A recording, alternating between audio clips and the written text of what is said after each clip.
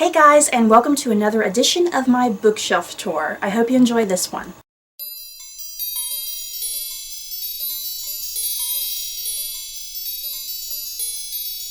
This first set of books is a trilogy by Philippa Gregory. The first one is called Whiteacre, the next one is The Favored Child, and then the third is called Meriden. And I really loved this trilogy. The story was very intricate, and it took place like through a generation, and goes over a span of quite a few years, and it was just so good. The next set of books that I'm going to share are also by Philippa Gregory, and these are part of the Tudor Court series. The first one is The Constant Princess, The Wise Woman, and The Other Boleyn Girl. The Wise Woman is actually not part of the series. I just set it in here just to place it in a chronological, historical context. The Constant Princess is about Catherine of Aragon, Henry VIII's first wife. The Wise Woman is has nothing to do with any of the Tudors, but it takes place in that time period, and it's about a girl who has like magical powers or some such, and I really hated that book. And then The Other Boleyn Girl is obviously about Henry VIII's second wife, Anne Boleyn. Next are the Boleyn Inheritance, about Henry VIII's fifth wife, Catherine Howard, but it also has narratives from Anne of Cleves and Jane Parker.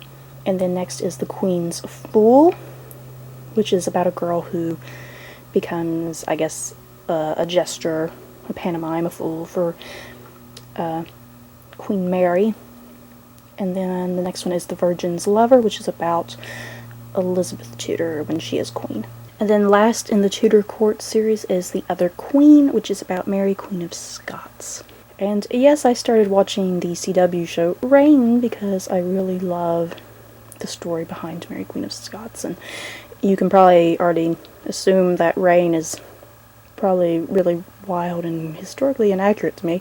The next set of books are also by Philippa Gregory, and these are part of the Cousins War series. The first one is The Lady of the Rivers, which is about Jaquetta Woodville, who is mother to the White Queen, Elizabeth Woodville. And that's what the White Queen is about. It's about Elizabeth Woodville. And then the Red Queen is about Margaret Beaufort. And the last Philippa Gregory book I have is the first in the Changeling series called Order of Darkness. I have yet to read this, but I'm really excited to read it because this is Philippa Gregory's first foray into young adult literature, so I'm curious to see how she handles that shift. Yes, I have tons of Tudor-related books, you guys. This next one is by Carolee Erickson, Rival to the Queen, and I haven't read this one yet, but it says something that it's about Lettice Knowles, who is cousin to Elizabeth I. The next is Mademoiselle Boleyn by Robin Maxwell, which is about Anne Boleyn pre-queendom. Deals a lot with her being a teenager. Then the next is The Queen's Mistake by Diane Hager, and this is about Catherine Howard. Plain Jane by Lauren Gardner, which is about Jane Seymour. Three Maids for a Crown, a novel of the Grey sisters by Ella March Chase, and this is about Lady Jane Grey and her sisters. Basically that time period in between Edward and Mary. And then The Boleyn King by Laura Anderson, which is an alternative history where Anne Boleyn and Henry VIII had a son, and he is king. The Boleyn Wife by Brandy Purdy, which is about Jane Parker, aka Jane Boleyn, who is married to George Boleyn, who was the brother of Anne Boleyn. I have not read this book yet, but I'm really excited to, because there's not too many books about Jane. And then The Lady Elizabeth by Alison Weir, which is about Elizabeth before she is queen. And this was so good. I really enjoyed this so much better than The Virgin's Lover by Philippa Gregory. Next I have His Dark Materials trilogy by Philip Pullman. The first is The Golden Compass, The Subtle Knife, and then The Amber Spyglass. And I love these books so much. They are controversial, I think, because I guess they're what you would call anti-religion, maybe? I'm not sure if that's the right way to say it. But I thoroughly enjoyed them, and I thought they were just very unique. Plus, there's, like, talking polar bears, for God's sakes. The next set of books are by Paulina Simons, and these start the Tatiana and Alexander series. The first book is called Children of Liberty, and this is actually a prequel to the series. And then I have not read that one yet. And then the next one is The Bronze Horseman, which I absolutely loved. Oh my god, I can't even begin to express my love of this first book.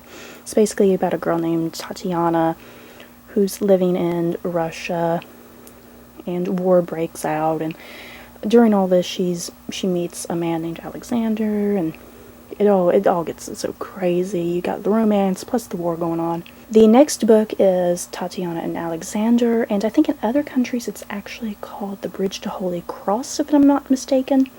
And then the final book is called The Summer Garden. And I cannot believe I have not read these two final books yet, as much as I love The Bronze Horseman. I'm super excited to get into these. I guess I'm just intimidated by their size. They are huge. I think each book is like 800, 900 some pages.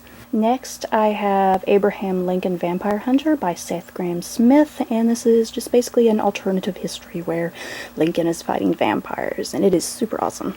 Next is a trilogy by Stephen R. Lawhead called the King Ravens Trilogy, and these are a retelling of the Robin Hood stories. And if you cannot tell from the titles, the first one is about Robin Hood, the second one is about Will Scarlet, and the third one is about Friar Tuck.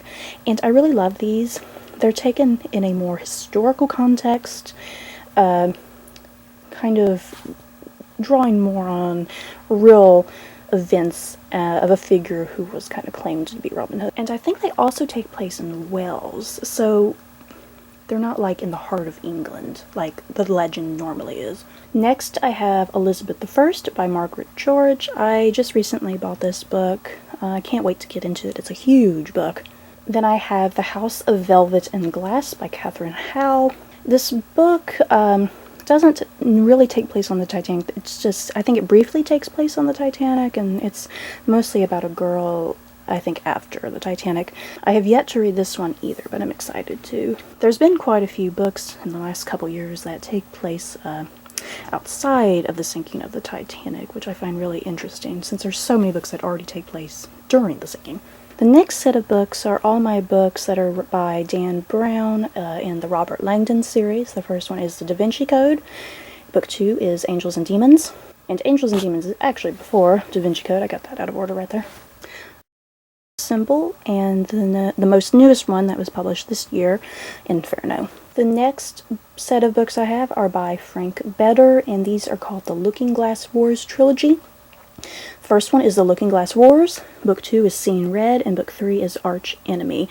And these are a retelling of Alice in Wonderland, and they're super awesome. I really love them. These are the type of books that I think would be really cool as like a movie or a TV series. Interview with the Vampire by Anne Rice, one of my all-time favorite books in the vampire genre. Alice I Have Been by Melanie Benjamin, and this is historical fiction about the real Alice Little, who was the inspiration for Lewis Carroll's Alice in Wonderland books. Very, very fascinating and kind of controversial, I think. The Adventures of Robin Hood by Howard Pyle, and this is like the complete Robin Hood stories, I believe. Anatomy of a Single Girl, and Anatomy of a Boyfriend by Darius Nadowski. I hope I'm pronouncing that right. The author actually sent me these books for a review. Hopefully I will get to them in the near future. Covers are so interesting. I love how they're censoring out the anatomy. Mist by Susan Crinard. This is a modern day retelling of Norse legend. And I most recently finished this. It was pretty cool. I really liked it. These next books I have yet to read, but I'm really anxious to read them. The first is Within the Hollow Crown by Margaret Campbell Barnes. Next is Life of Pi by Yann Martel. I'm dying to read this simply because I love the movie so much. And then the next one is Dissolution by C.J. Sampson, which is the first book in the Matthew Shardlake series, which I have read book 3 or 4 of. I can't remember which one. The 10th Kingdom by Catherine Wesley, and this is a novelization of the 10th Kingdom miniseries, which is one of my all-time favorite miniseries. These are books 1 and 4 of the Parasol Protectorate series by Gail Carringer. I haven't started this series yet either. I'm waiting to get the whole series. I managed to get these for bargain prices, but I couldn't find the rest of the series. The Malice of Fortune by Michael Ennis, which takes place during Renaissance Italy during Alexander VI's reign as Pope, basically a time period of the Borgias. And then The Solitary House by Lynn Shepard, which is a historical mystery thriller. Next I have 2 young adult books. The first is Wither by Lauren D. Stefano, hope I'm pronouncing that correctly, and Miss Peregrine's Home for Peculiar Children by Ransom Riggs. I have not read these yet either, but I've seen a lot of discussion about them on BookTube videos. Yes, I have read the Twilight Saga by Stephanie Meyer, just because I was very curious to see what all the hype was about. First is Twilight, Book 2 is New Moon, Book 3, Eclipse, and then I also have The Short Second Life of Bree Tanner, which is a novella that takes place between books 3 and 4. And then Book 4 is Breaking Dawn. And I actually really enjoyed them. I didn't love the Twilight books, but I did casually enjoy them for what they were. Reawakened, A Once Upon a Time Tale by Odette Bean, which is a novelization of Season 1 of the television series Once Upon a Time. When Smiles Fade by Paige Dearth, and the author actually contacted me to read this, so hopefully I'll get to this in the near future as well.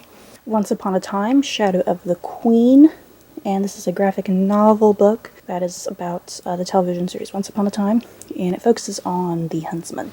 The Borgia Chronicles, which is basically the entirety of the Borgias from start to finish. The Plantagenet Chronicles, which I really enjoyed since I'm kind of really starting to get into the Plantagenet era. The Tudor Chronicles. All 3 of these books that I just showed you are non-fiction, obviously, and they're just very simple. They just give the basic historical perspective of that time. But they're full of very beautiful detailed pictures and great timelines and stuff. And the last humongous book I have is Harry Potter Page to Screen. I love this book. It was super expensive, but I think well worth the price. It's in a beautiful hardcover. Amazing, beautiful pictures inside. And one of the things that I love the best about this is this huge pull-out poster that's inside the book. It's kind of hard to see the whole thing. This is not even the entirety of it. I ran out of the camera, don't have no more room to show. But I love this huge cast photo. So that's it for this bookshelf tour. I hope you guys enjoyed. Don't forget to like, comment, and subscribe, and I'll see you all next time. Bye!